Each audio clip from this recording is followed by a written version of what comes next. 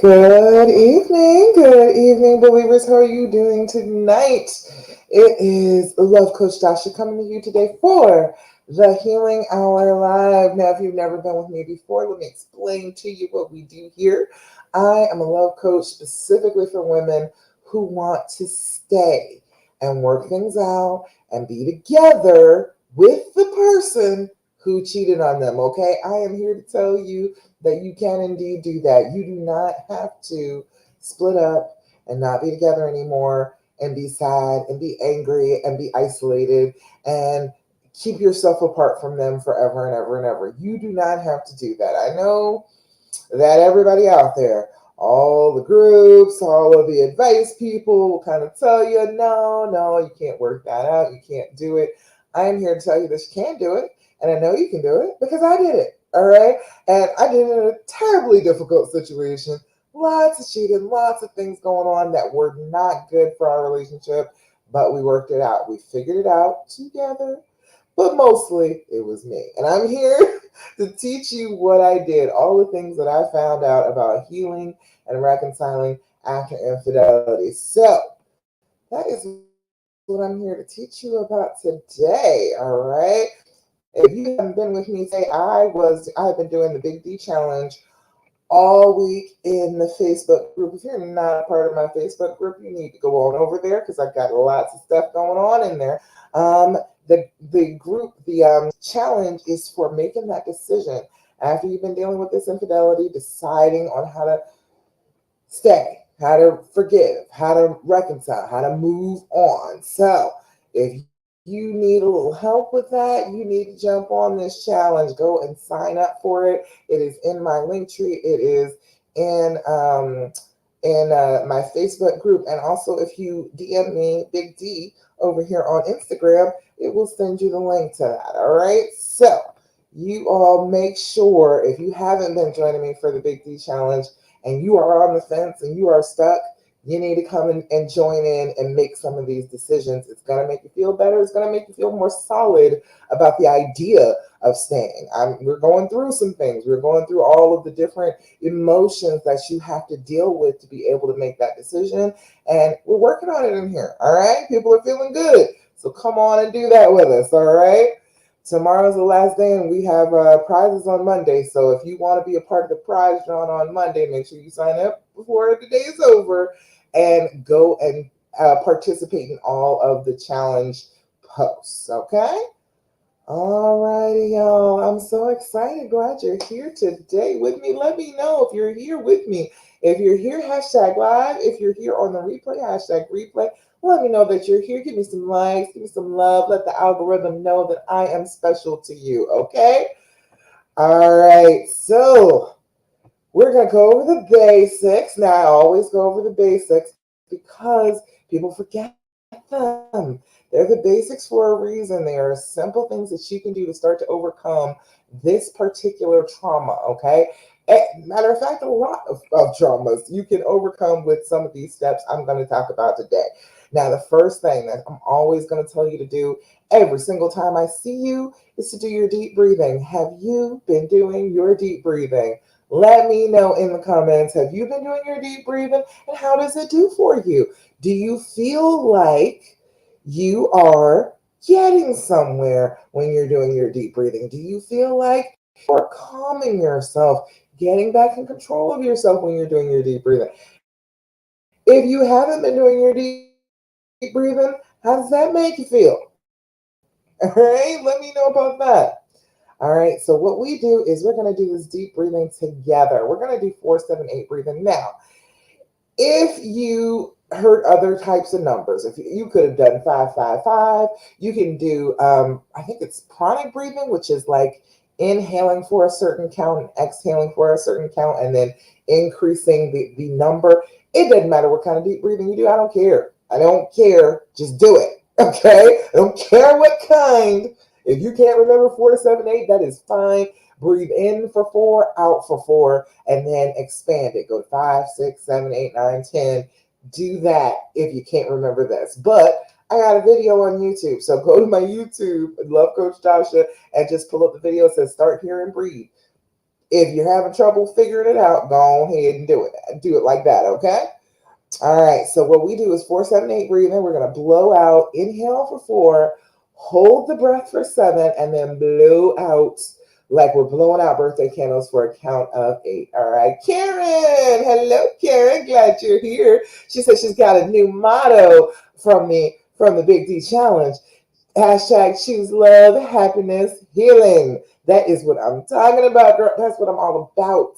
I want you to have the love. I want you to have the happiness, not just, oh, well, I'm still with this person. And I remember I used to love them, but we're not really happy together anymore. No, no, no. I don't want that for you. That is not what I'm asking for.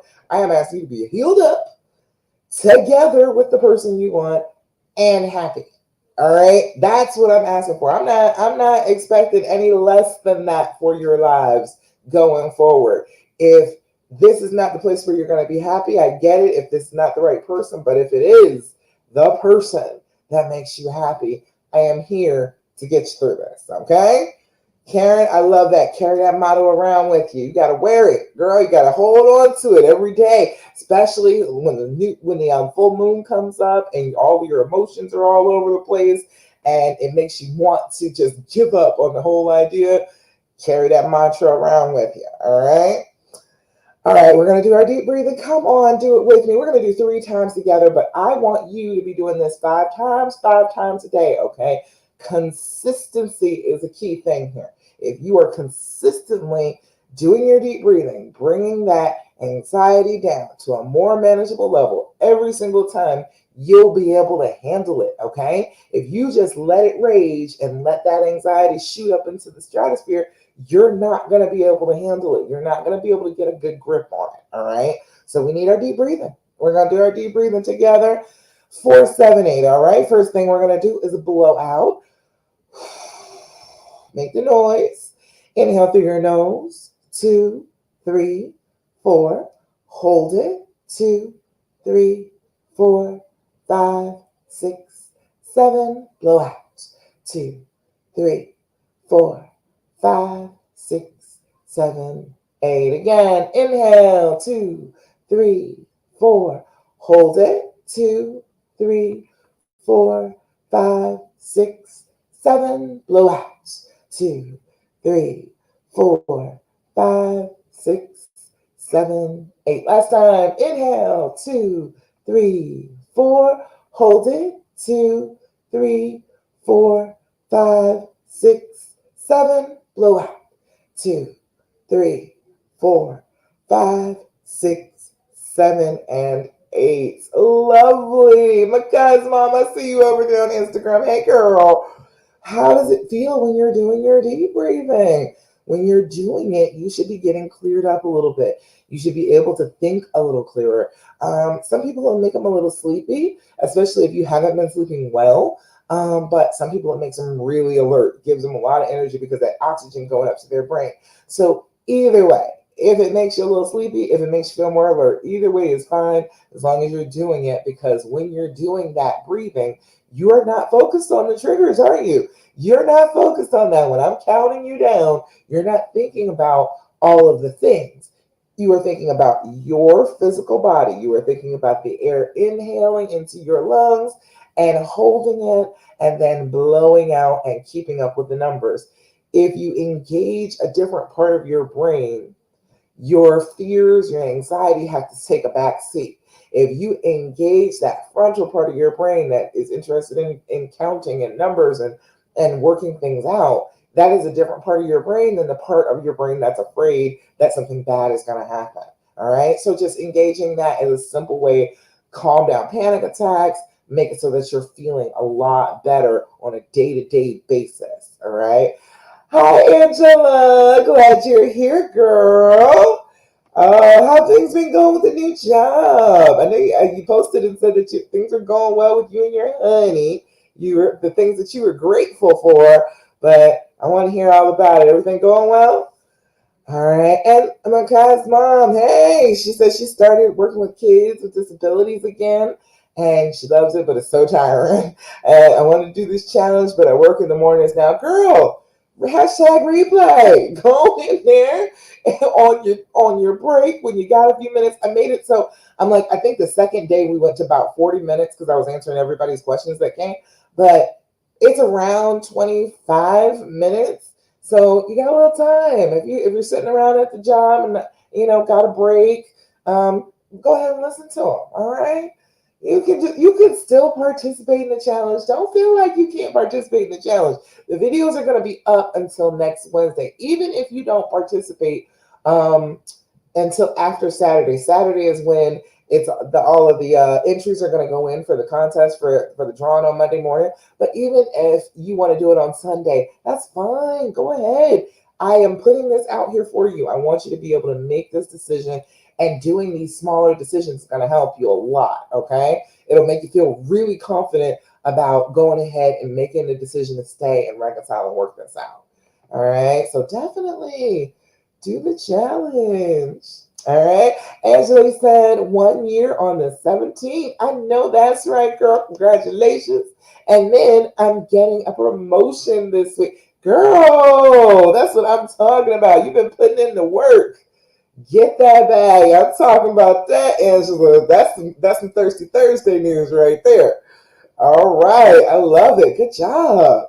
I'm glad things are going so well. See, that's the thing. When you start letting go of the pain and the heaviness and start moving forward and start doing your own thing, you get to a better place. And now you are both in a better place together. You're getting promotions and whatnot. It's a beautiful thing. I love it. All right, Mama Con, I see you over there on Instagram, girl. Hey, thanks for the hearts over there on Instagram. Y'all make sure you give me likes and hearts and stuff over here on Facebook too. Let the algorithm know I'm one of your favorite people. All right. All right, y'all. Second thing we are always going to talk about every single time I see you is do your journaling.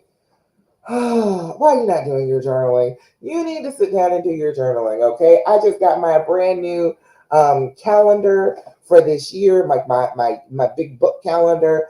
And I'm like, oh, it's got spaces. I can use this for journaling. So I have been steadily journaling. I've been journaling my dreams. And like my dreams and everything have even picked up since I've been writing them down. So look, do your journaling. Okay, it's a very, very simple way to get control over how you're feeling, to feel better, to feel like you're more in control, to feel less triggered by all of this stuff. Okay, so we need to be doing our journaling. All right, sit down with your journal. Doesn't matter what kind of journal you use. That one's just pretty. I thought it was cute. And I think it came from the Dollar Tree. But either way, just blank pages. Doesn't matter what's on the inside. You can get the ones with like guides and specific prompts. You can do that. But I don't care what it is, as long as you are writing the stuff down. Sit down with your journal twice a day. 5 minutes in the morning, 5 minutes in the evening. You don't have to write a book. 5 minutes is good enough to pour out some of the emotions, some of the thoughts that you're having it first thing in the morning when you wake up and you're getting ready to start your day, and then in the evening before you're getting ready to go to bed, so you can lay that stuff down and get some good rest. Okay, we need to be working on that. So do your journaling. In your journal, date, time, level of anxiety. We got the date and the time, so that this is a scientific journal now. We can go back and we can compare dates and times, and guess what? We can find triggers. We'll know what the trigger is before the trigger happens, because we have been seeing the pattern in the date and the time. Okay, super important thing to do. And another thing, this is going to be your anxiety level from 0 to 10. You're going to put at the top of the page too. 0 is all is right with the world. Nothing is wrong. Everything is beautiful. Life is good. Definitely write that down. You want to write down those days where nothing is wrong, where you're feeling great, where things are going well. You need to know that you have those days. Even in the midst of this trauma, if you sit down like every single day and journal, you will find that there are some days where you're like, damn, I didn't really think about it all day.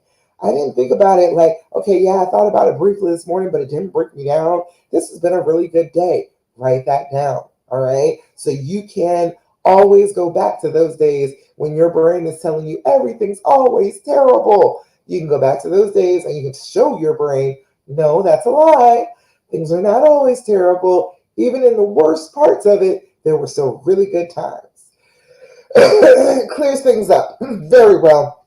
It makes it so that your brain can't just automatically lie to you whenever it feels like it about this trauma. All right. 10 is a loss of control. 10 is I want to rip my hair out, tear my clothes off, run screaming down the street naked. You are out of control if you're at a 10. If you're at a 10, you're probably not sitting down with your journal. You're probably freaking out. You're probably breaking something. You're probably throwing something. You're probably screaming if you're at a 10. So if you're at a 10, you can't sit down and control yourself enough to sit and journal. Don't write down 10 if you're sitting down with a pen in your hand preparing to journal and you're in control of yourself that much. All right, make it be a 9. You might feel like it's a 10, but it's not quite a 10, it's a 9. And that will give you more realistic parameters for these feelings. Yes, it can get bad, but it can only get a 10 bad. That's as bad as it can possibly get. All right, that makes sense to you? Do your journaling. Do your journaling. I'm trying to tell you, it helps so much. All right. Angela said communication and lack of it was a problem with us. This morning he came to me and asked if we were all right. I haven't been as attentive because I've been tired, sick, cold, etc.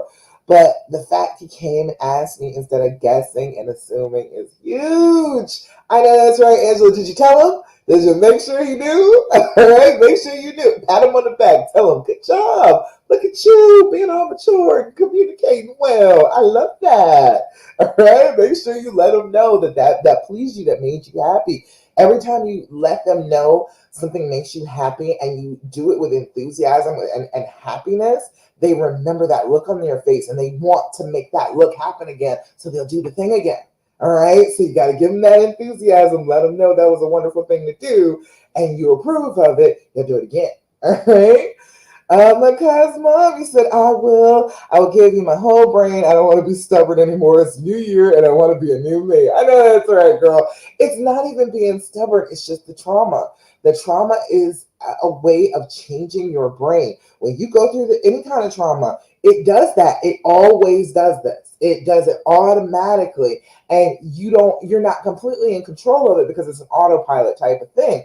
But if you just start being mindful of it, start being aware of it, start rejecting the idea that you just have to react every single time you feel a thing, you start to get control over it and you start to change your brain back to normal. But, most people are walking around in fight or flight mode nowadays. I used to work in a psychiatric facility, and the doctor there was like, look, every time you go to Walmart, you can count 1, 2, 3. Every third person is having a panic attack in the store. It was like it's prevalent now. Even if people are trying to just get themselves together, most people are having a hard time right now. Most people have been dealing with some sort of trauma that they haven't fixed inside themselves, and so they're freaking out on a regular basis. So everybody's kind of going through it. We just got to go ahead and decide. That's why it's so important. That's always the first step of the dreams formula. You got to decide what you want your life to be like, what you want to be like yourself,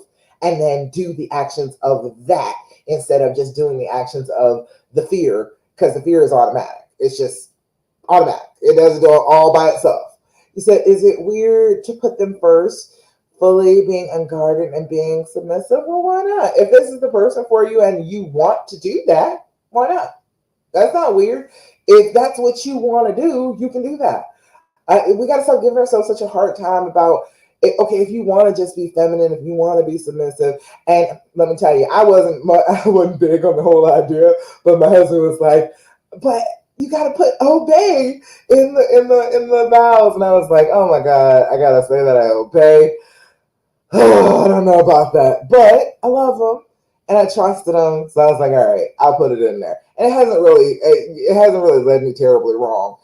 He had issues in the very beginning, and I wasn't really obeying very well when I saw him do something wrong. But other than that, yeah, if I listen to him now, I'm fine. I'm safe. Everything is okay. If I go ahead and just be submissive and listen to him and let him have whatever particular thing that he is interested in having, it's okay. It's not a scary thing to do. It's scary at first, but it's not a terrible thing to do. It's not, and it's not weird. He said, I think as women get scared, they will take advantage. Yeah, but who can take advantage of us? That's the whole thing. We gotta stop being scared of stuff like that because we're always smarter. Just being submissive doesn't mean you're not smarter. Okay. It just means that you know how to handle what it is that he wants from a partner. That's all that means. It doesn't mean that you don't know better. Okay. So don't be scared of that. You'll know if you're being taken advantage of. All right. Angela said, I did. I made sure to tell him I was glad that he came to me and I would be more attentive. Aw, look at that. The communication. That's what I'm talking about. I love that, Angela. That is beautiful. All right, let's see. What's the next thing? We did our deep breathing. We did our journaling. Okay, look. Thirsty Thursday. Gotta get on the grateful thing. We were talking about that in the challenge this week. I need you all to be working on a gratitude practice. All right. That's why I ask you every day for Thirsty Thursday to tell you good stuff. Tell me good stuff that's going on in your life. I want you to remember and be grateful for those things so that every single solitary day you have something to check back with. We were talking about the grief of this whole thing, of this whole trauma, of this whole infidelity. And the fact is, when you're grieving the loss of something, the best way to handle that is to think about what you do have still, what is still in your life that you are very, very grateful for. It helps to mitigate the loss. It helps to mitigate the grief a little bit. So tell me about what you're grateful for. We got good stuff happening over here with Angela. Angela is over here getting promoted. Her husband is coming around and acting right and doing the right communication. It's a beautiful thing. I love it. Makai's mom, you're over here getting your new job, enjoying working with children. I'm loving every single second of that. I love that you're getting to do what you like to do and make a difference. That is a beautiful thing. When you get to do that, it is a great thing. That's why I like doing this. I get to make a difference on a regular basis for people who are hurting, who are having a hard time. I love that. All right. Oh, let's see. Karen's out here carrying around her new motto. She's choosing love, happiness, and healing out here. So everybody, I'm hearing good news all the way around. I love it. But if you got any more good news, let me know. Holler at me and I will shout you out because I love to share the good news. The thing about that is, if you start sharing that good news, you make people start thinking about their own good things. And then if you continue on like that, just sharing the good, share the good, share the good, it never runs out. It's like lighting a candle from a candle. You're not going to stop having light from your candle because you gave that light to somebody else. It is a beautiful thing. All right. So the more grateful you are, the easier it is to get from traumatized and hurt back to happy. That's the middle step, is the gratitude, is being happy about what you have, being appreciative of what you do have, even if everything hadn't worked out exactly the way you wanted it to for everything. You do still have things to be really, really happy about. All right. Love it. You make sure you post if you ever got anything else that is good that is going on for your lives right now. Post it, please, in the comments. All right, let's see. What else? What else? Last thing that I want you to make sure that you're working on this week and every week. Okay, look, you gotta stop asking all those questions. I know you want to. I know you want to. I know deep down in your heart of hearts, you want to know all the answers. You feel like if you don't know all of the answers, how can I possibly heal? Let me tell you, that is a trick of your brain. That is a trick of the trauma. The trauma is telling you that you cannot heal without having all that information, but it's not true. It is trying to gather all that information so that it has a really good reason for you not to reconcile, for you not to open up again, for you to isolate and hide yourself away because all of these terrible details will be in your head. All right. If you can stop it, don't do it. All right. Just don't do it. Don't do it to yourself. All right. You're going to have to let it go.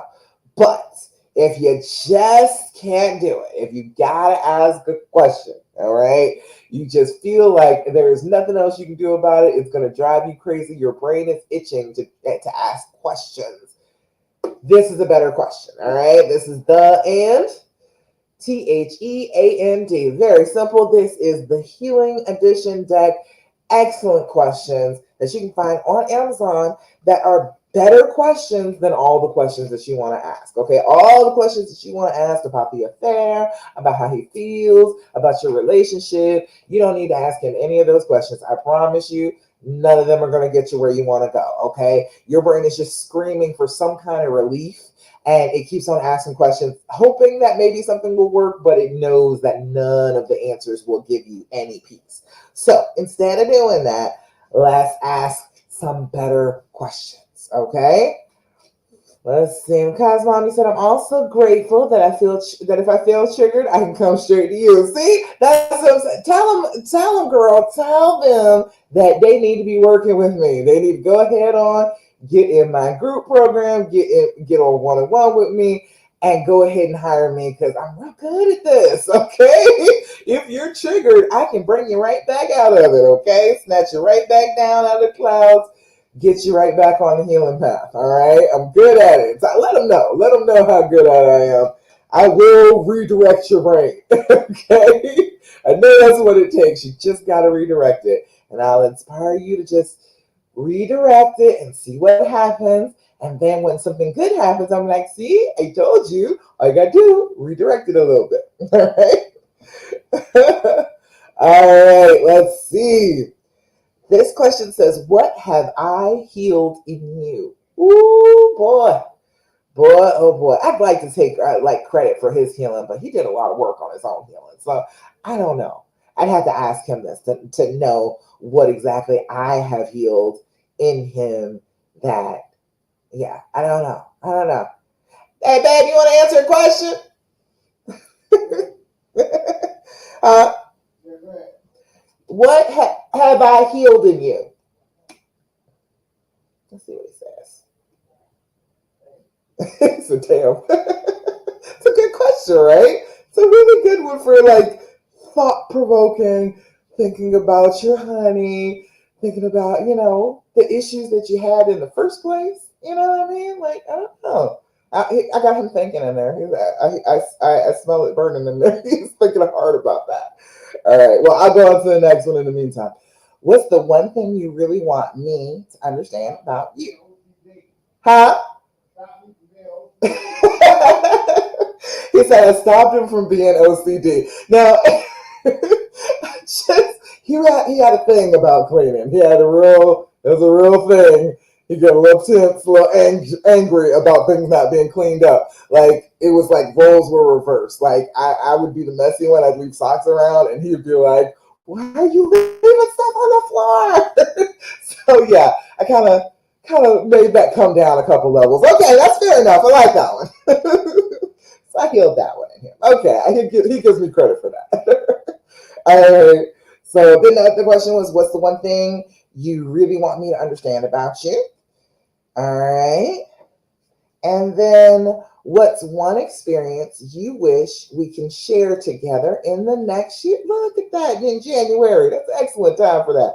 What's one experience you wish we can share together in the next year? Excellent question. Isn't that better than the questions that you were thinking of? The questions that you were thinking of are going to cause you pain, okay? They're going to cause you trauma even more because the more you go over this trauma, the more it traumatizes you, okay? We got to stop asking the questions. We got to let it go.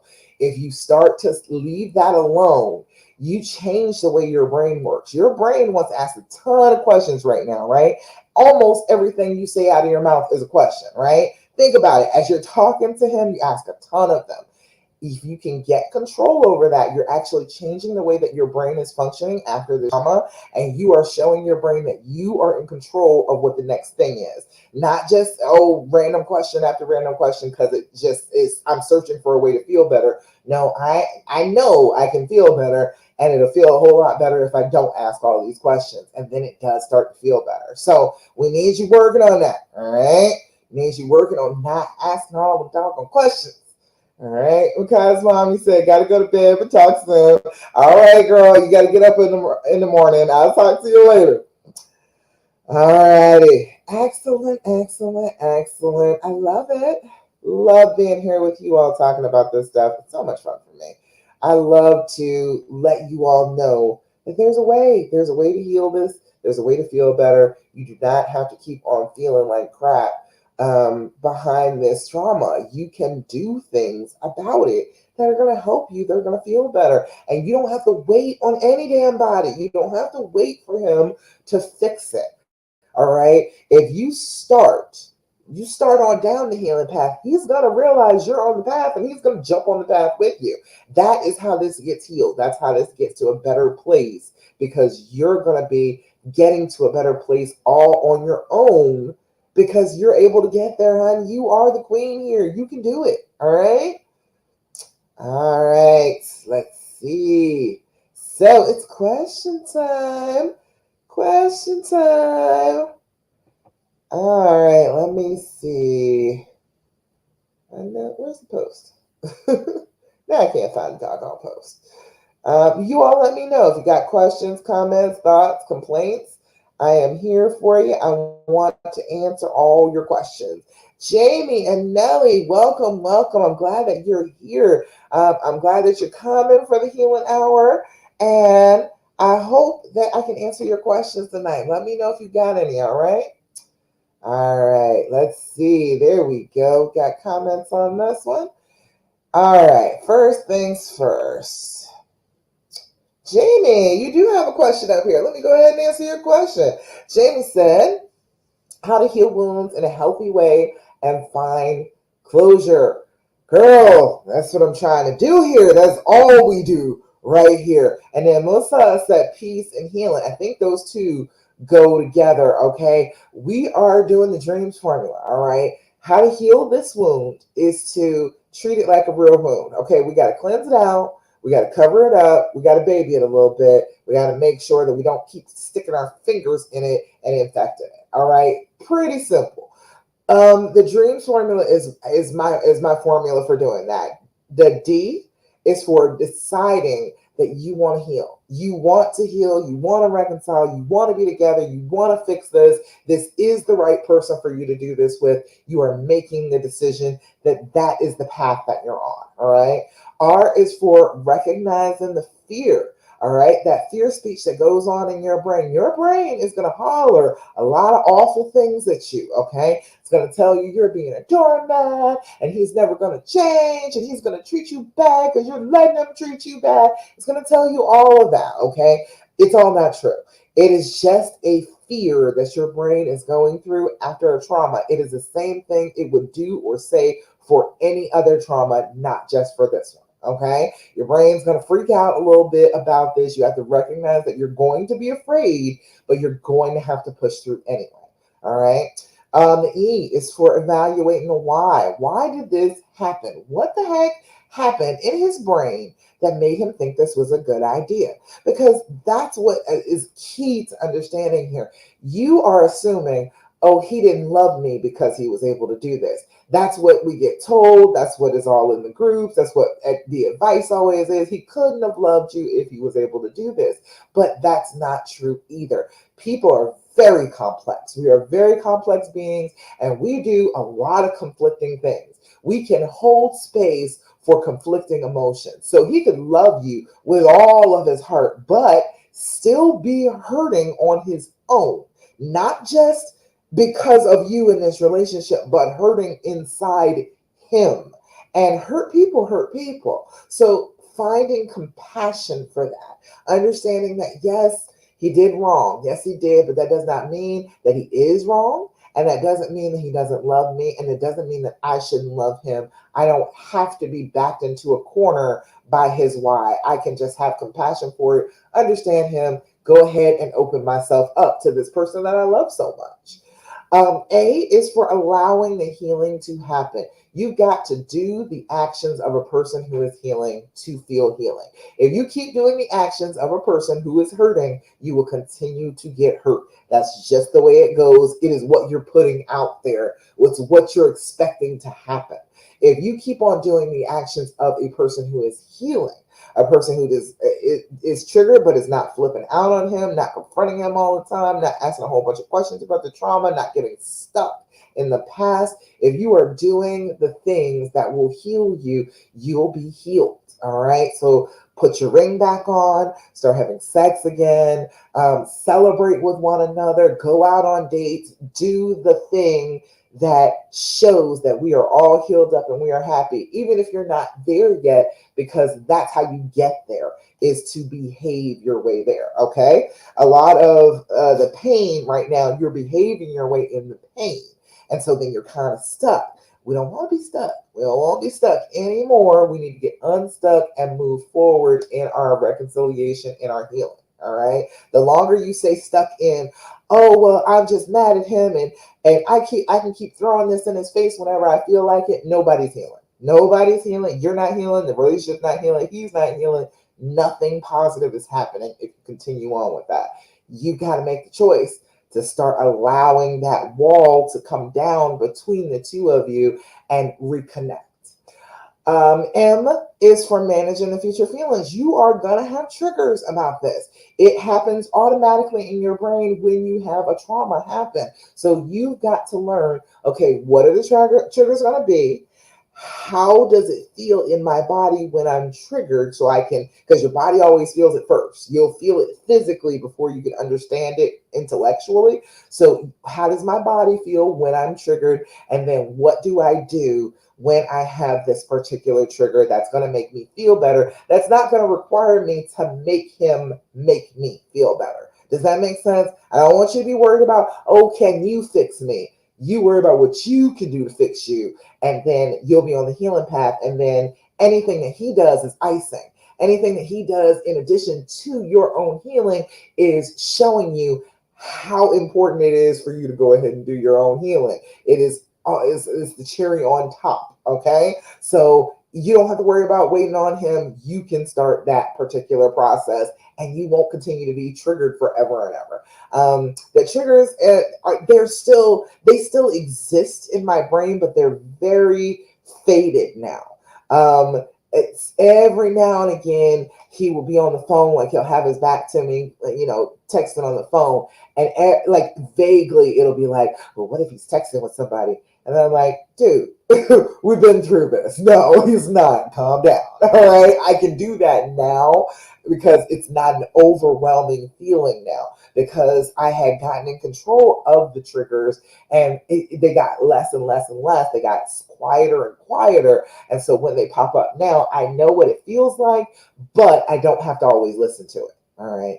And then the last thing that you need, all right, is some support. All right. Seek some support for working this out. From somebody who's going to be positive about you doing all those other things. Okay. I need you to find somebody who is going to be stuck with you on this decision, who's going to say, hey, this is the person that you say you love. I totally believe you on that. Here, let me remind you about how much you love them when you're getting pissed off. Remind you that when you're feeling fearful, hey, no, this is not the person you're going to be afraid of. This is the person you love. Don't be afraid of them. Don't act like you're afraid of them.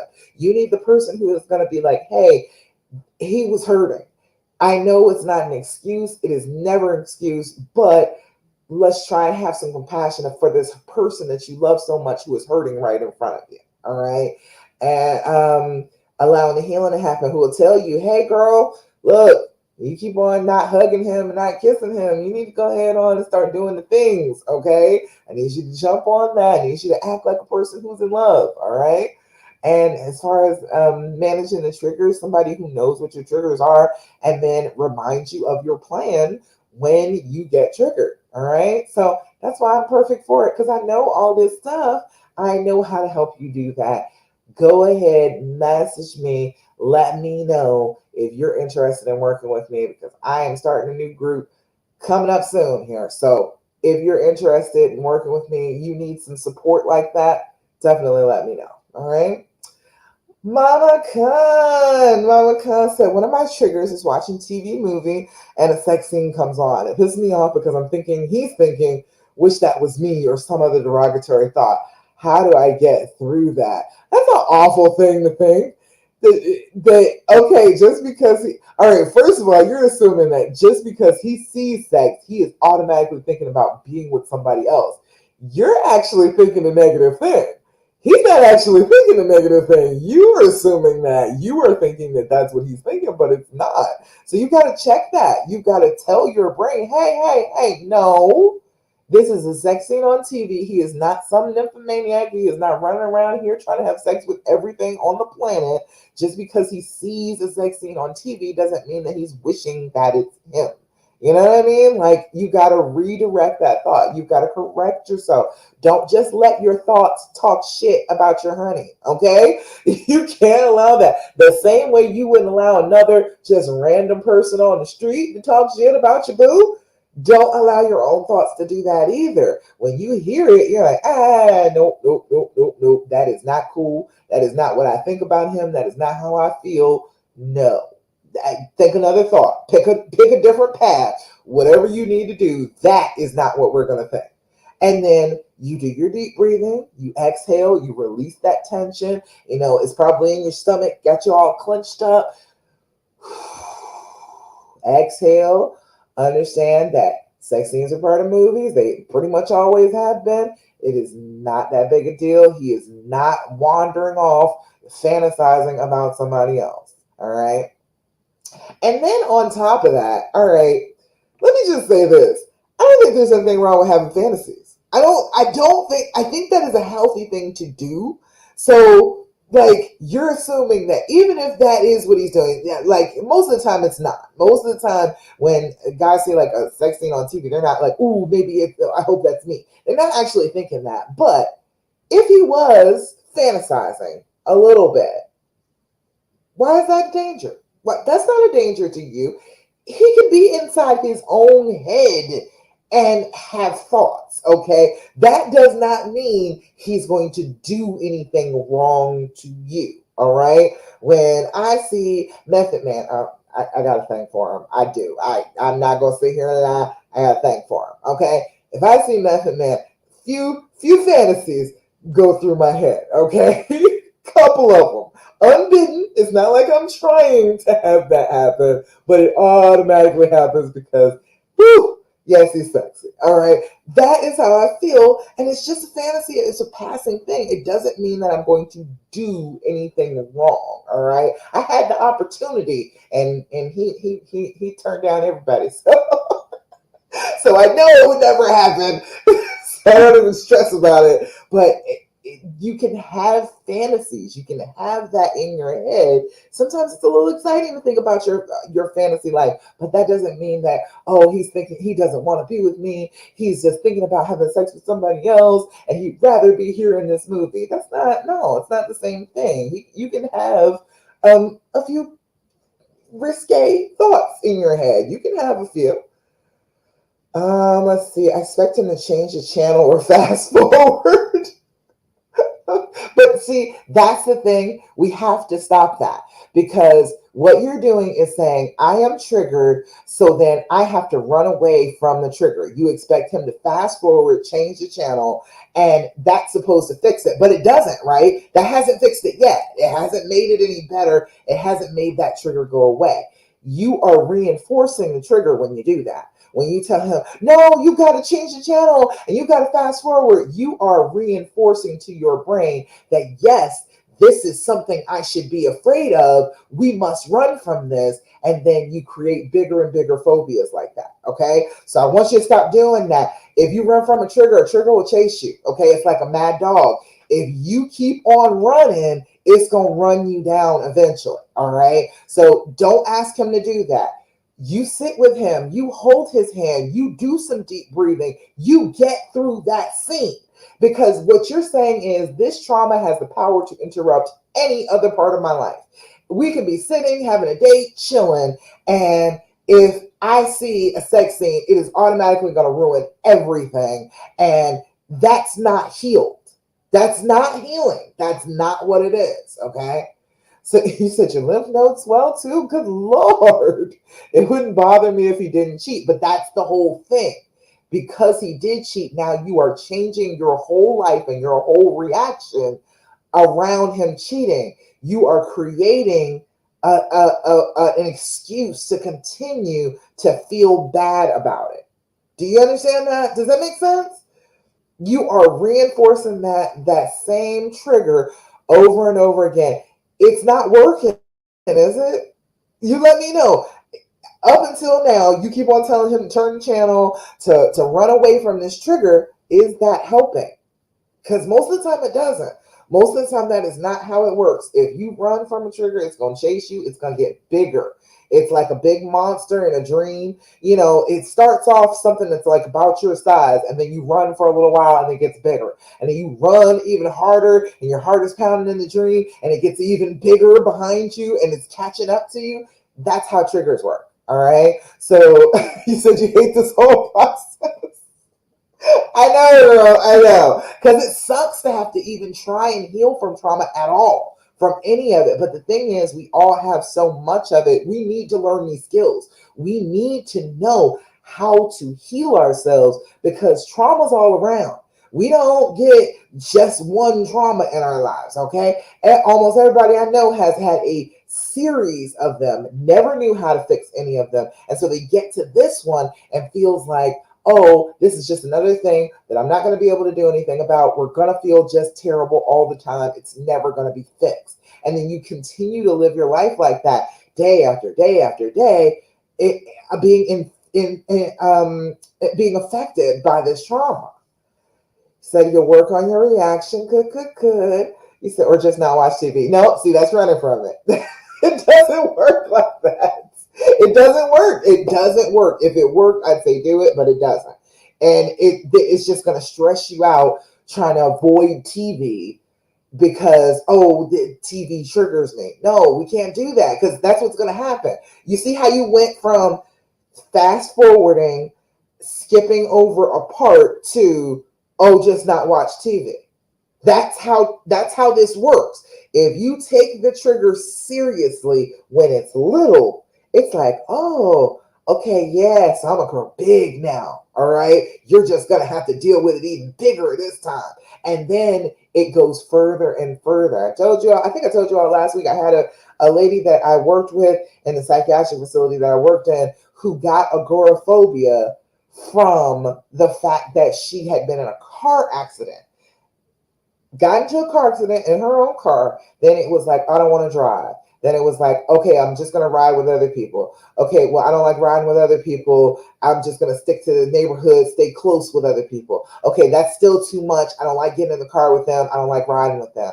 Okay, even the places that are close by, I don't want to go there because it gets bigger and bigger and bigger and bigger. Okay, so if you are allowing it to get bigger, then that's what ended up happening. She ended up being afraid of outside instead of just being afraid of the car, just being afraid of getting into a car accident. It became afraid of all outside because something bad can happen outside. So she's stuck in her freaking house. Okay. You cannot allow that to happen with your triggers. It gets bigger and badder until it defeats you, okay? Until it makes you isolate yourself completely from other people. And then you're stuck suffering with this pain, with this trauma, and you can't get rid of it, all right? He said, I never realized how sexual everything is. Oh, yeah. How sexualized everything is. Oh, for sure. Yeah, everything is. But then that's the same thing about stories, about movies, about, all of that. It's got to have conflict, and a lot of conflict is sexual. Between people, a lot of conflict is sexual. So it ends up being a plot device on a regular basis. You know what I mean? So it's okay that that is the fact. You just got to get comfortable again with the idea that sex is out here and it doesn't mean anything as far as your healing. It doesn't mean anything as far as you and your boo. Yes, it can be on TV. It does not have to affect you. That's what you got to be going for. And that's hard. Hard with the triggers. It's hard working that out. But if you are consistently reminding yourself, telling your brain that no, no, no, no, no, no, no, that is not what we're doing. We are not going to sit here and think the worst of him. Do I want him sitting here thinking the worst of me?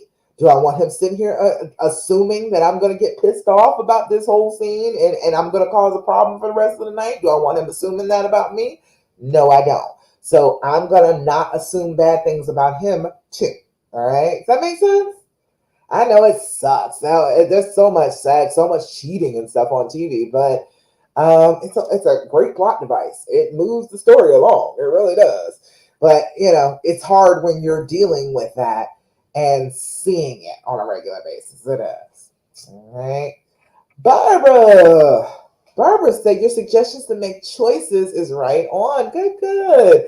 It's the fourth time I've left. Each time I decided to go back, things would deteriorate. How can another reunion be different this time? It's the choice, Barbara. It is the choice.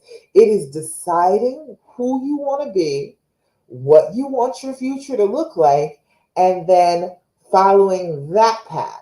Right now, your brain is on autopilot. It is telling you all these traumatic things to do when you reunite with him. Oh, well, you can't heal until he does X, Y, and Z. That's just not true. You don't need him to do any of that. You don't need him to do any of the things. I have worked with women for years, okay? This is decades. It does not matter what he does. It does not matter what he doesn't do. This whole choice is on you. You get to decide whether this relationship is going to work out or not. It's just that way. You get the responsibility for that. You get to make that choice because we've already figured out that he can't make good choices right now. So you need to be the one making the choices for yourself and then acting upon them. Not just making the choice, but behaving like the choice. All right. That is the difference. Every single time, that is the difference. If you behave like the choice, don't worry about him. Put that out of your mind. Okay. Completely out of your mind. Only focus on what you can do. Only focus on your own healing. It'll do it so much faster. So much faster. You'll get to a better place and you'll be able to interact with him without it always constantly being, why aren't you upset enough? Why aren't you groveling at my feet? Why aren't you treating me better? Why aren't you doing what I want? That's the fear talking. It gets riled up and wants all these things and it's never satisfied. If you can start to calm that within yourself, to work on your own attitude, your own fear within yourself, get control of it, then he can do the things. Then it actually works. Then it actually helps you. But if he's doing all the things and you haven't made the decision that you want this and you haven't pictured where you want this to go and decided how you want to be, you're just out here floating in the wind. You're looking at him, he's doing all the right things, but you haven't made up your mind, so you're just kind of out here, just kind of waving around, expecting something to happen to make you make the decision and make you follow through on it. You don't have to have anything to make you do it. You are motivation enough. You are queen enough. You are magic enough all on your own to do this. All right. Um, Jamie said something about closure, and I didn't say this earlier. Closure doesn't come from anybody else. Okay? Closure is not coming from any question you're going to ask. It's not going to come from any change behavior that he has. It is not going to come from any love that he is showing you. It's not coming from there. Stop expecting it outside yourself. Your closure comes from inside you. Okay? When you say, you are ready to have this closure and to move the hell forward, that is where the closure comes from. Okay? Looking for it elsewhere, looking for it all out in the world, looking for it from your honey, you are never going to find it. It is not there. That's not where it is. It's in here. You have to choose that you want this closure, that you want to let this go, you want to move on, you want to reconcile, you want happiness, you want forgiveness, you want openness, you want to be loved by this person. There's nothing else that can do it. There's nothing else that will ever give you the closure except you. Okay? If you need somebody to give you permission to go ahead and get the closure, I am giving you permission to go ahead within yourself and get the closure. But you're not going to find the closure with me, with anybody else. You got to find it within yourself. All right? Let me see. I've been talking a while. Amanda's asking about ways to cope. That dreams formula, honey, that's a great way to cope, okay? Um, Checking your behavior, making sure you're not acting terrible. Um, Acting terrible and doing terrible things will make you feel terrible. So coping skills, if you are if the pain and the fear are screaming at you to do something, it's not the right coping skill. That's the most assured thing. More than likely, if it is screaming at you to do something, you need to do the exact opposite coping skill. Like your brain will be screaming, "I need to talk to him." Jennifer said earlier today, she was like, "I feel like I just need to talk to him. I'm making all these changes, and he's not doing everything that I need him to do, and I just want to talk to him about it." And I'm like, "Okay, they're going to do it. You talked about it before. Is that going to fix it? Is that going to make you feel better?" It doesn't. All right. You can talk until you're blue in the face. It's not going to make you feel better. All right. It really isn't. You go over and over and over it. You decide when you feel better. All right. All righty. I have been talking and talking. Let me see. Any other questions, comments, thoughts, complaints, anything you want to chat with me about?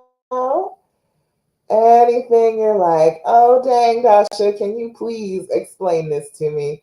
Tell me how to get through this particular issue. Let me know if you need anything from me particular today." Now, if you haven't been a part of the Big D Challenge, come on, make sure you sign up. Make sure you sign up because I gotta have you signed up in order to send you prizes. Like I can't you can just participate if you don't want a prize, but I need your email address if I'm going to give you a prize. So sign up, and then I need you to make sure that you come and do all the posts that have hashtag Big D 24. You put in for the prizes. Go. Wait a minute. I think it's in my link tree. I think I put it in my link tree. Hit me up. Oh, Mama Khan, matter of fact, you're the first person to try this. Will you try and put a comment Big D and see if it will send you the link? It should automatically send you the link. I set it up last week, but nobody's actually done it yet. So put in the comments, try it right here. I think it should work on every comment. I put it on every post that I make. Put in the comments right here, Big D. Just that. And see. Oh, did I do a hashtag? I don't know if I did a hashtag. Oh no. I think I just did Big D. Try just Big D. So suggestive sounding. But yeah, just yeah, try it and see. It should work. Tell me if it worked, because it's supposed to do that. I went on mini chat and it was supposed to send it automatically. That's what it says it's doing. I don't know. I hadn't tried it yet. Nothing comes up. Okay, because it's supposed to send you a DM. All right, but that's okay. I'm gonna send you a DM after this, and I'll send you the actual link. It is also in the group too. In the Love After Cheating group, it's at the very top. If you press on the picture, it's got a banner at the top too. Let me see. Big D. For this year. All right, let me see if I can. Can't put it up there right this second, but yeah, okay, I will. All right, let me see if I can put it on the comments. Anybody got any other questions, comments, thoughts, complaints, anything else going on? Anything you want me to explain? Let me see. Little pages.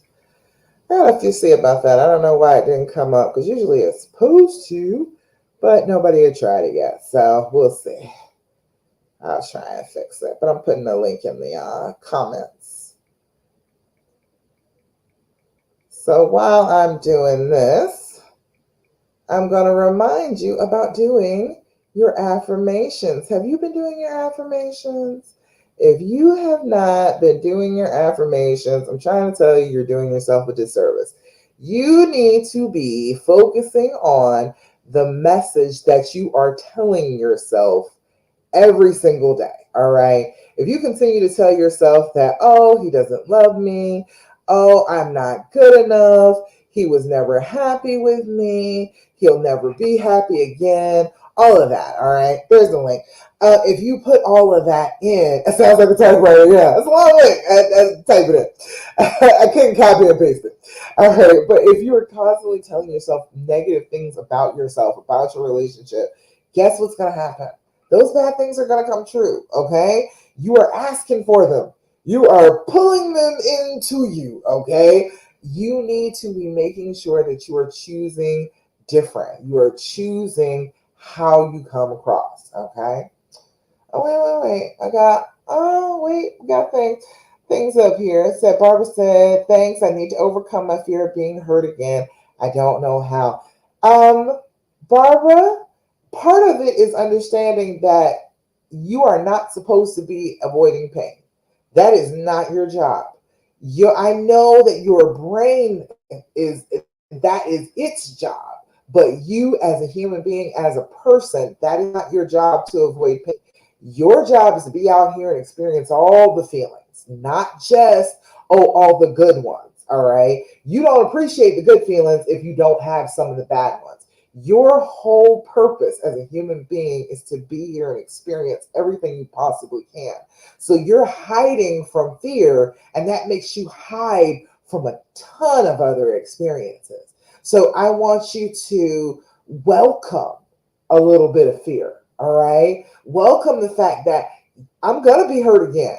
If I'm out here living my real life, I am going to be hurt. People are going to hurt me. That is not a bad thing. It is just part of this human experience. It doesn't always feel good, but I always learn something from it. I always get better if it happens. So I'm not going to be afraid of it. I am going to welcome every change, every emotion that I can possibly feel. I'm going to welcome into my life, into my spirit, and I'm going to live my life like I'm not afraid of anything. I'm going to put myself out there every single solitary day and get what I want.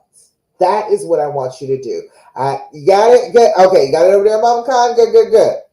All right, but yeah, Barbara, that's what I'm talking about. The whole fear of being hurt, everybody is feeling that, and that's how we end up hurting each other. That's how all of us end up hurting one another, is because we just keep fearing being hurt by one another. And that's a natural thing that happens. It is a natural thing. It is not to be afraid of. You are supposed to have all the feelings in your life.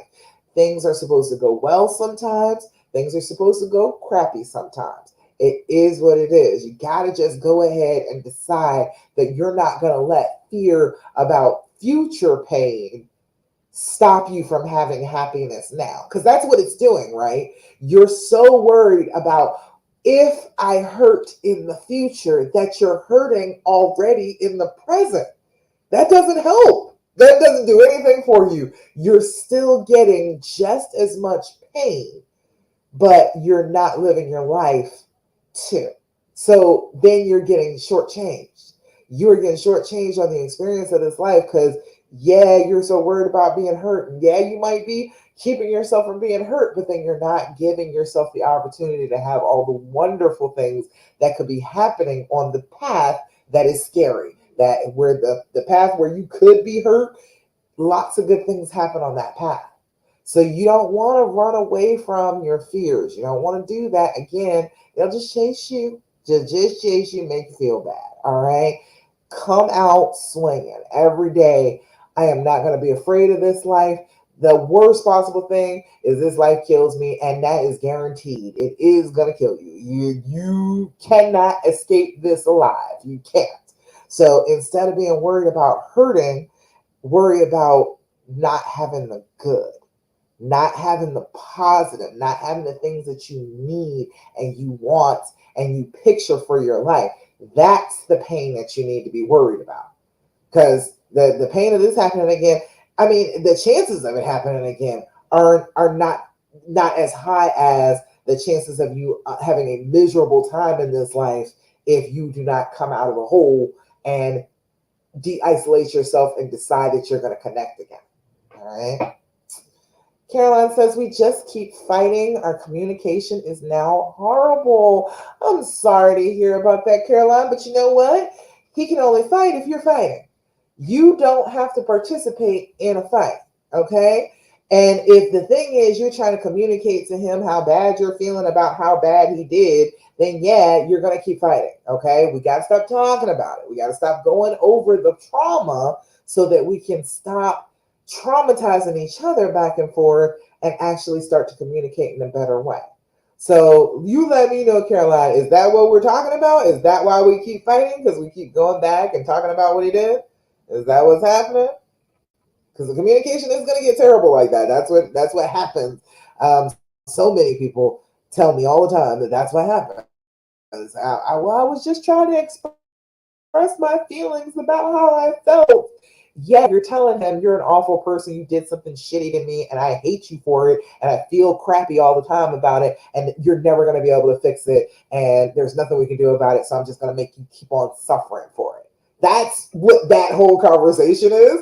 And while it may be justified, it's not going to get you happy. You know what I mean? He said it's not even over that stuff anymore. I just think he has become very defensive about everything. See, that's the thing.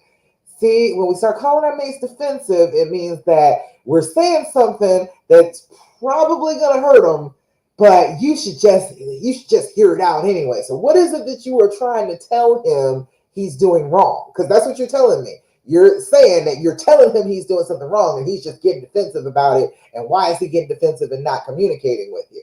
But if he's being defensive, he is feeling like you're attacking him. So is that what it is? Let me know. Caroline, you know we can talk one on one too. You send me a message if you want to. All right. Let me know. That's honey, yes. So look, today, the fourth day of the Big D challenge. Even if you don't participate in the challenge, I want you to do this one today. The part of the challenge today was to get rid of some of the evidence of their infidelity. I want to spread that to everybody. If you can do that, I want you to send me pictures, okay? Send me pictures of you getting rid of the evidence, of you burning it, if you tearing it up and throwing it away, taking it off your cloud, whatever it is. I want you to do that, all right? You said, Caroline, you said it is more if I voice the need, he hears he is not doing enough. Are you voicing when, well, okay. First of all, the whole thing of making somebody else fulfill your needs is hard, man, because then it's difficult. It is difficult to feel like you're doing enough if your mate is presenting you with, okay, yeah, you're doing your thing, but here I am not feeling like I'm getting this from you, and I need more. And they're like, well, damn, I'm not doing enough. It's not okay. Like you say, even though I am just trying to ask for support and with something like what? Like, give me the specifics. What was it that he's just so terrible about responding to? Because if you're saying you're not supporting me, it's still saying that's still an attack. You know what I mean? Like, I know that you're just trying to have needs met, but first of all, number one, if you're still all traumatized and having a hard time, you expressing needs is a trauma response. You keep on saying, "Oh, I need you to do this, that, and the third," and then you say that, and then if he does that, it's still not quite enough. And that's what will happen with the trauma, with the thing in your brain. It will keep on telling you, oh, that's not enough. Well, just because he did this doesn't mean that he's sorry, doesn't mean that it's enough of a response, doesn't mean that it's big enough, doesn't mean that it's okay now. And is that what's happening? Like, oh, I want you to do something around the house. You're saying things around the house. Oh, I want you to do things around the house. Well, if you don't do that, you're not supporting me. Is that what it is? Let me know. Caroline, did you tell me that he will come and listen? Shoot, if he'll come and listen, ask him. Tell, tell him to come and talk to me too. No, tell him to let me know what it is that he's getting defensive about. Because it's weird. It's like the infidelity stuff carries over.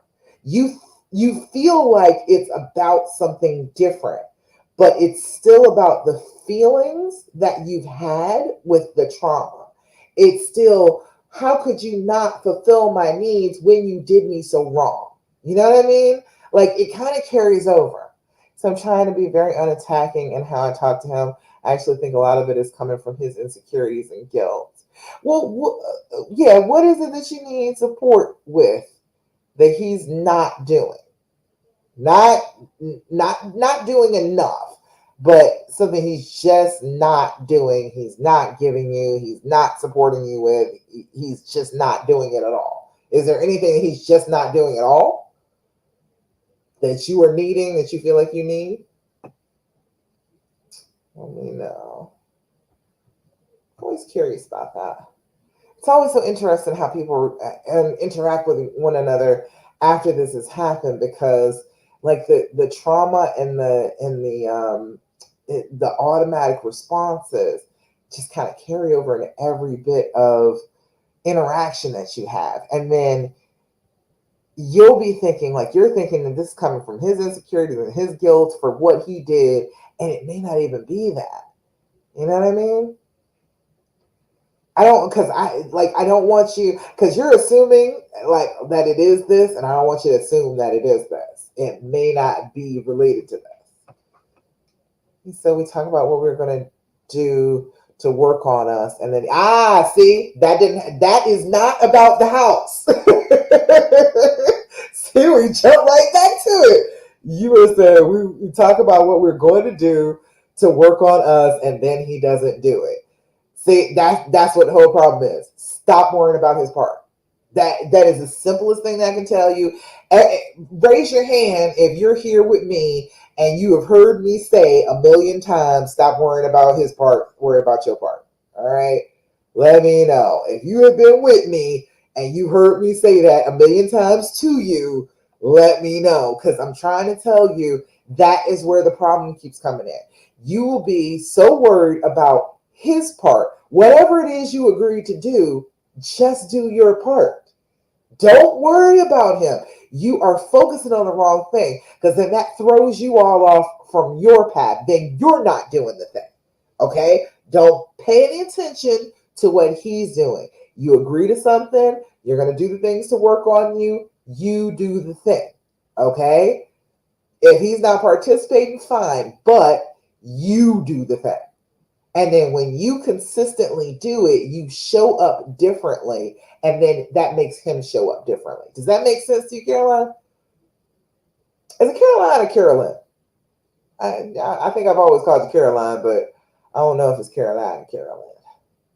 Let me know. But yeah, that's a lot of the time what the problem is. You're looking at him. You are trying to be his supervisor. Stop it. Stop it. Stop trying to supervise him on your healing. Okay? You just work on your part, on your healing, and let him do his part.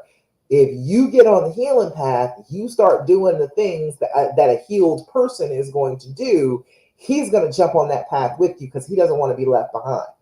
But if you keep on looking back and stopping on the path and turning around and going back and not continuing forward, you're not giving the example that you want him to continue with you. You're giving the example that I don't believe that you're going to come along with me. I don't think that things are going to go well. So I got to keep checking up on you like you're a kid. You just do your thing. All right. You said his actions and word misaligned. And if I bring that up, he gets upset. But we have agreed to work on us. He has said he will do things. It hurts that he doesn't do his part. Some of the housework as well. Caroline. Okay, good. I was saying it right. All right. But yeah. All right. So the things that you talked about, don't tend to his part. You just tend to your part. Okay. Whatever it is that you were supposed to do, you be responsible for. Don't worry about him. Don't worry about his part. It makes things so much simpler. Caroline, that is like the first bit of advice that I ever gave to women who are going through this. That was the first thing that I ever figured out, that I ever told them, that I figured out for myself, that worked for me. Stop worrying about his part. Just do yours. Don't try and pick up his slack or anything. You just do your part, whatever you said you were going to do. Show that you are believing that I'm doing my part, so I'm going to believe that you're doing your part. I'm not going to keep turning around and checking on you. I'm going to be heading down this healing path. If you don't catch up, you're going to be left behind. You're going to be out here in the woods all alone, and I'm going to be healed up and back at the castle, and you're going to be sad that I left you behind. All right. Does that make sense to you, Caroline? I know you get all worried about what he's doing. If his words and his actions match, stop making that your responsibility. It is not. It is not your responsibility to check up and see if his words and his actions are matching. You're not going to trust him right now anyway, so that doesn't even matter. It doesn't even matter if it's not matching up right this second, because you weren't going to trust him anyhow. All you need to do is work on what you said you would do. It's going to get better. Okay? Elise, hi Elise. He said, we are in a very good place right now. I know that's right. But when we do argue about something that's totally unrelated to the cheating, I always feel like bringing it up. Yes, just what I was talking about. I always have to stop myself from saying, how could you be so mean to me right now when I'm here giving you another chance after you've done something so wrong to me? Yeah, almost like, how dare you type of thing. You should always be kissing my feet. Yeah, see, that's the thing. And that's not coming from a very loving place now, is it, Elise? You get mad and you're like, well, you should just grovel at my feet. And that's not loving. And then you want him to treat you loving. So we gotta realize that there are gonna be arguments that are not related to the cheating. We've got to keep them in the realm of that particular argument. Because you could be wrong in that argument. That's what pisses you off. Because you're like, how dare you say I'm wrong and I'm being so nice to you and giving you such a second chance. Even if I am wrong, you shouldn't even acknowledge it. No, no, that's not how it works. Because you want him to acknowledge when he's wrong, right? So you got to stick to that. You cannot just go ahead and let yourself be like, you should be kissing my feet all the time. Yeah, no, no. And would you want that to be the opposite? Would you want him to say, well, you were wrong, so you should be kissing my feet? Like, you don't want that, right?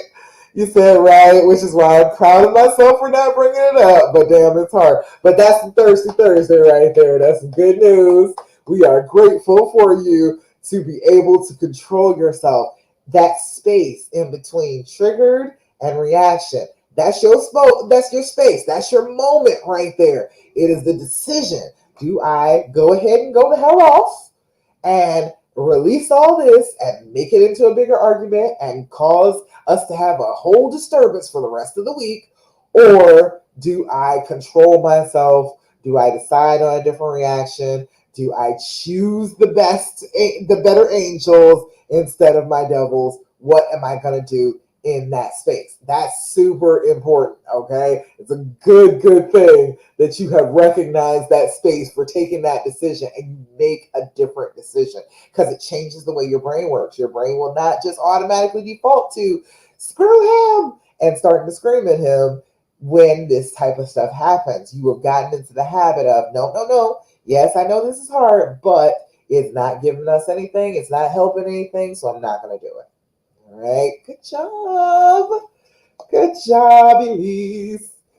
I'm proud of you too. Okay. I'm proud of each and every one of you. All right. I am proud of you for putting yourself out here, for deciding that love is important enough for you to heal, for you wanting to reconcile, wanting to forgive somebody that has hurt you.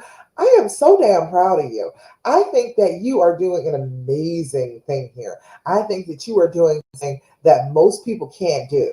Most people can't get a hold of. Most women are out here, they're suffering. They might try and stay, but they're not doing it like you're doing it, actually getting some help, getting some good support, and changing your behavior.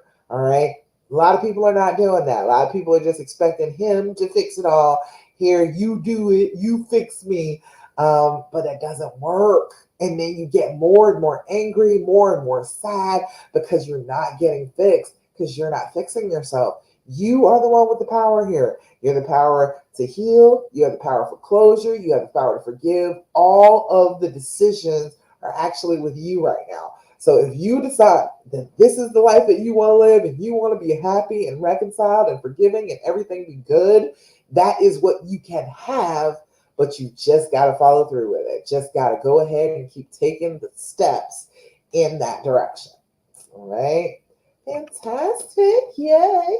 So back to doing your affirmations. I need you to be doing this constantly, day in, day out, telling yourself how wonderful you freaking are, how great your life is, how happy you are, how wonderful you treat your boo, and how wonderful they treat you. I need you to do affirmations, okay? You can pick up an affirmation deck. This is a deck that I use. This came from Five Below, $5. No, it wasn't even $5. I think it was like 250. At Five Below, wonderful affirmations. All right, pick something from Amazon. Pick an app. I don't care what you do. Just do your affirmations every day, all day. As insistent as your brain is on telling you bad things about you and about him, you need to be just as insistent on bringing that back around to your affirmation, telling your brain, yes, but I'm a wonderful person. And you may say all those terrible things about me, brain, but I do not believe them. I know myself to be different than that. And consistently telling yourself that is what your brain will believe. Right now, it's automatically believing itself. You've got to take back over control of your brain. You got to be the operator here. And then you've got to tell your brain what you want it to think about yourself. All right. So, this is a good one. This one says, today I will express myself. Today I will express my feelings openly and honestly by writing them down and reading them aloud. It does not say, go express yourself to your book. Go express yourself to somebody else. It doesn't say that, all right? You are expressing yourself to yourself, all right? You are important enough to have that happen. So, today I will express myself. Today I will express my feelings openly and honestly by writing them down and reading them aloud. I was just about to actually go do that after this live. That's exactly what I was planning on doing for my evening, is expressing myself, writing down my feelings, thinking about my future. So you come on, do that with me. We're gonna have the intention of thinking good, positive things about our futures, that we are going to get on the healing path and we are going to have a wonderful, wonderful time being healed, being happy, back at our castle, out of the dark, dark woods. All right. All right, y'all. I think that's about it. Everybody that has been here with me, send me a message. Send me a message on Facebook. If you were with me on Facebook, send me a message on Facebook. If you're with me on Instagram, send me a DM over there. I can't reach out to you on Love Coach Dasha can't reach out to you on Facebook.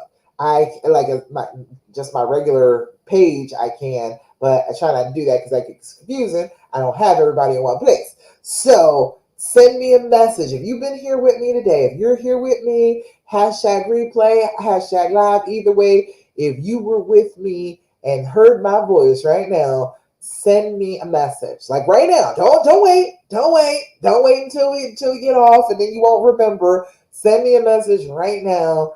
Let me know. Hey Dasha, you said send me a message. Okay. All right. That's about it, y'all.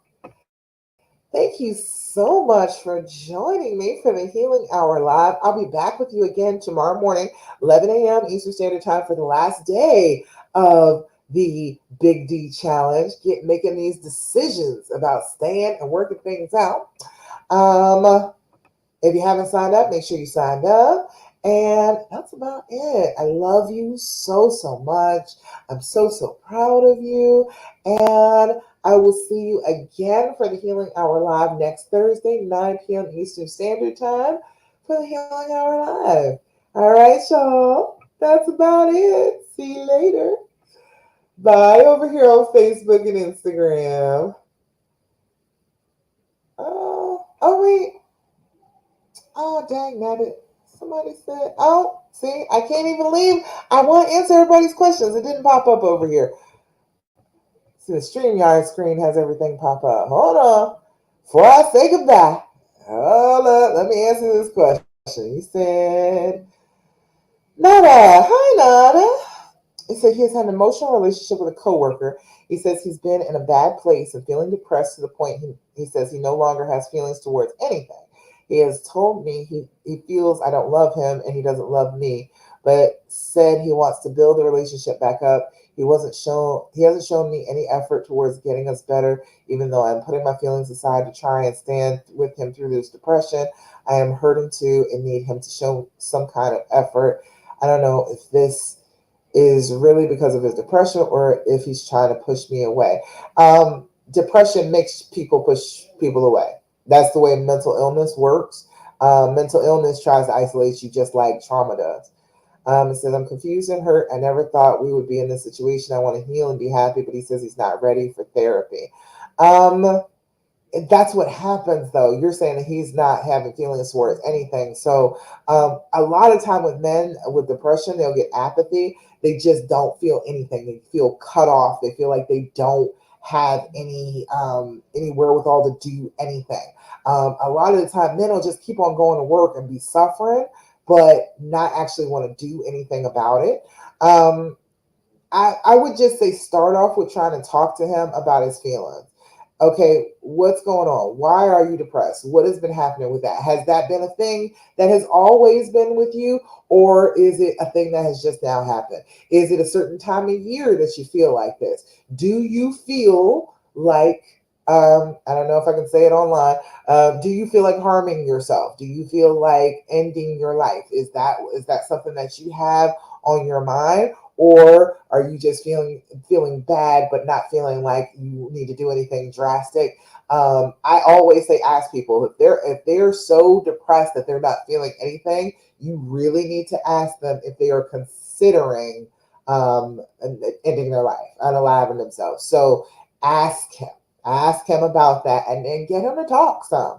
See if you can get him to loosen up a little bit and talk to you about the feelings that he's having. Don't judge. Don't try and give him any advice. Just hear him. Get him into the habit of starting to speak about it, because the trauma, the depression will try and make you not talk about it. Will try and make you like isolate yourself and not speak out and not get the help you need. So if you can get him to start talking about it, focus on the actual depression and what's going on with him, because that's what he's saying. He's saying, I was feeling so bad that I just went off and had this emotional thing with her because I was trying to feel something. And if that is the case, then it doesn't have anything to do with you. It's not about not loving you. If he can't feel his emotions, then yes, he's not going to feel like he loves you, but that's not the point right now. It is the fact that this depression is interfering with his feelings and emotions and how he is behaving, and we got to start doing something about the depression.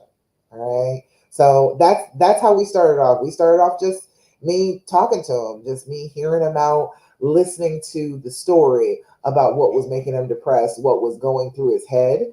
As he got used to talking with me, it was easier for him. He did see a therapist for a little while. He did decide to go ahead and take medication, but you got to start being able to talk about it somewhere. All right. So, Nada, same thing. I'm getting ready to go now, but send me a message. Send me a message on Facebook, my Love Coach Dasha page. If you go to my Love Coach Dasha page, you can message me on there. So just message me. We're gonna talk about this. We can talk about this a little bit more, Nada. Okay. All right. Okay. All right. So yes, everybody, message me. We need to talk. All right. All right, y'all. That's it. Make sure that I answered everybody's questions. Thank you so much for joining for the Healing Hour Live, and I will be back again next week. But in the meantime, message me. Let me help support you, okay? I want you to be healed. I want you to feel better. So you need some help with that. Message me. I'm pretty good at this. I'm pretty decent at this point. You're so welcome, Nada. I will help him and help heal you as well. Yeah. The betrayal hurts so much, but whatever he is going through, it is that much pain that this seemed like a good idea. Hurt people. And so he is so stuck where he is in this pain that this seemed like a good idea. That's how bad he's hurting. I know the betrayal hurt you, but before that happened, he was already hurting. And it's a kind of a triage situation. Yes, you are hurting. Yes, absolutely, you need attention. However, he's bleeding. He's bleeding out. He is so depressed, he's not feeling anything. Out here acting out, not talking about his feelings, not actually letting people in. He is actually in. I don't want to say it like this, but he's actually in more danger, not more pain, but he's in more danger than you are right now. So we got to help him to get out of danger first. And then we can talk about the healing and the emotional affair and all of that stuff. We've got to get him out of danger first. It's a triage situation. He is in the most danger right now. We got to help him get out of danger. All right. All right, y'all. Okay, that's it. I'm gonna stop talking. I swear I am. All right, y'all. I will check you out again next week for the Healing Hour Live. And join me tomorrow, 11 a.m. Eastern Standard Time for the Big B Challenge. All right, y'all. That's about it. See you later over here on Instagram. Bye. And bye to you over here on Facebook and YouTube.